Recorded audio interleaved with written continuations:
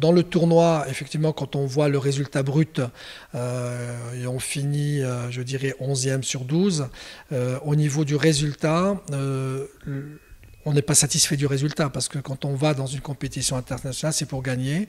Par contre, au niveau de la prestation, au dire, pas dire de notre staff, mais au dire des staffs qu'on a joué, que ce soit le Danemark, que ce soit le Brésil, la Belgique ou la Chine, on a fait des prestations tout à fait honorables. On a eu beaucoup d'occasions. Malheureusement, on n'a pas eu l'efficacité nécessaire. Il y a eu quelques erreurs de jeunesse. Justement, là aussi, chez les jeunes, c'est compliqué parce que quand vous avez un joueur qui ne parle qu'espagnol, avec un gardien de but qui ne parle que français, avec un défenseur à côté qui ne parle qu'arabe, c'est vrai, il faut du temps pour les faire travailler parce que ces joueurs-là ont du potentiel. Et on a eu même quelques joueurs, donc ça nous a permis aujourd'hui de voir qu'il y a quelques joueurs qui sont intéressants. Et surtout, je me suis aperçu sur place que nos joueurs locaux n'ont plus rien à envier à nos joueurs expatriés.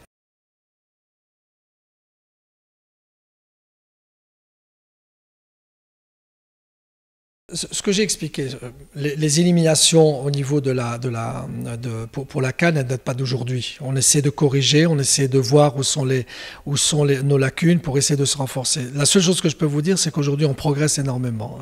Et on vous donnera ça avec les chiffres.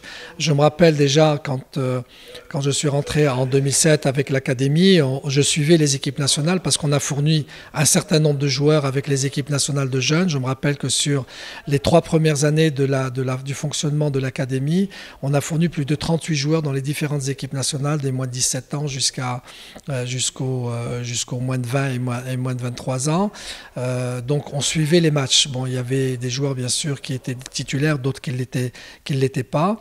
Donc je me rappelle, on avait joué contre la Zambie à Khouribga, c'était pas moi qui étais DTN, l'équipe avait perdu. On a perdu contre le Togo, on a perdu contre le Ghana.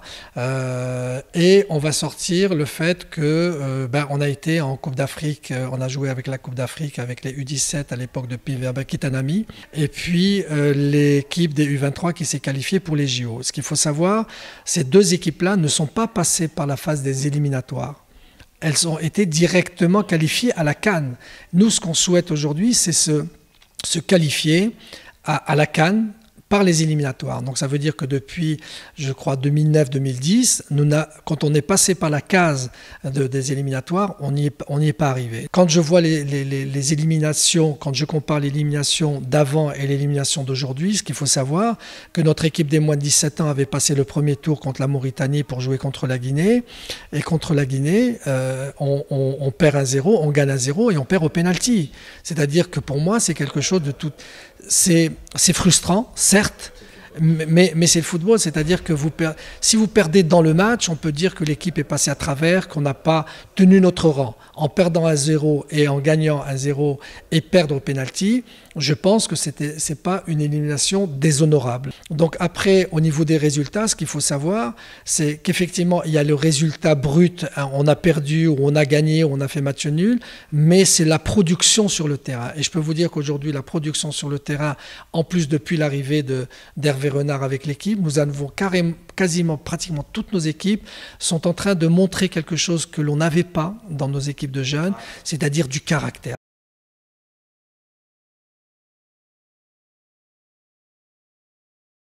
L'équipe, vous avez dit l'échec de l'équipe qui avait été au CHAN, effectivement elle était âgée, etc. Mais quand Hervé Renard est arrivé, avec l'idée que moi aussi j'avais au niveau de la direction technique nationale en recrutant un garçon comme Jamal Slami, on s'est dit que cette équipe-là devait être une équipe jeune. Quel est l'intérêt de prendre un 27, 28, 29 ans? Si c'est un 27, 28, 29 ans et c'est l'idée d'Hervé Renard, il serait déjà avec l'équipe nationale A. Pourquoi faire une deuxième équipe nationale A? Aujourd'hui, on s'est dit que l'équipe nationale qui a prime ou locaux, on peut l'appeler comme on veut, c'est l'antichambre de l'équipe A. Donc elle doit être de 25 ans. De 26 maximum, 24, 23. On a même des joueurs 99 qui jouent dans cette équipe-là des fois. Et donc cette équipe-là, la preuve qu'on ne fait pas que parler. Parce que parler, c'est bien beau, ouais, avoir des discours. C'est qu'on l'acte sur la dernière date FIFA. Et ben, l'équipe de Jamal Slami qui a fait ses 2 matchs Centrafrique et puis je sais pas l'autre équipe, Hervé Renard, a récupéré 9 joueurs. Hervé Renard convoque régulièrement maintenant des garçons comme Azaro, comme Yamir. Il y a Ben Charki qui est dans le collimateur. Il y a plein de joueurs qui ont du potentiel, qui ont du talent. Et quand on les voit jouer cette équipe, ils ont du cœur, ils ont de la qualité, ils ont du potentiel. Ils savent que la porte est ouverte. Et c'est le but de cette équipe à prime. Comme c'est le but de l'équipe des U20 pour alimenter les U23. C'est le but des U17 pour alimenter les U20, c'est le but des U15 pour alimenter les U17. Donc c'est vraiment un tronc commun pour arriver.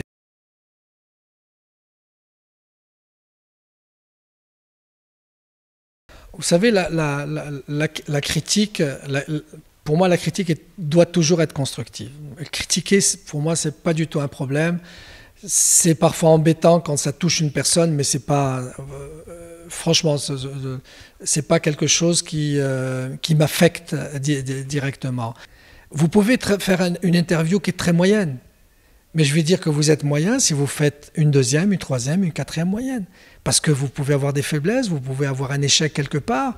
Donc, on est humain. Et ce n'est pas pour convaincre, juste dire à vous qui êtes journaliste, puisque vous avez le professionnalisme de venir ici pour avoir les informations à la source. Vous savez, on a fait 2 réunions dernièrement à la CAF pour défendre l'idée de la licence pro, parce qu'on va être le premier pays en Afrique à faire une licence pro CAF, c'est-à-dire la licence pour des entraîneurs professionnels. On a émis le cahier de charge avec les conditions d'accès, le contenu, la validation.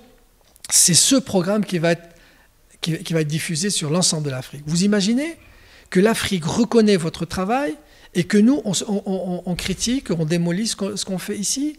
La deuxième chose, on a fait une présentation au Caire avec les administratifs, avec les responsables des stades pour la licence Club CAF.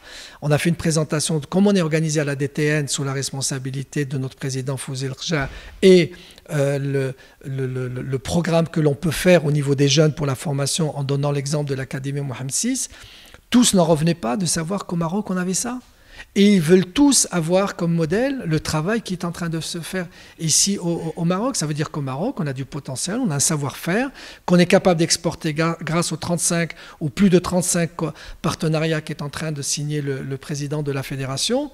C'est exceptionnel. Donc croyons en nos possibilités, faisons en sorte de bonifier et de continuer à faire progresser notre football avec moi ou sans moi. Parce qu'il y a vraiment vraiment une base de travail, une réelle stratégie et des objectifs qu'on est en train d'atteindre petit à petit. Donc la critique, je l'accepte, il n'y a aucune inquiétude. L'essentiel, c'est de vérifier.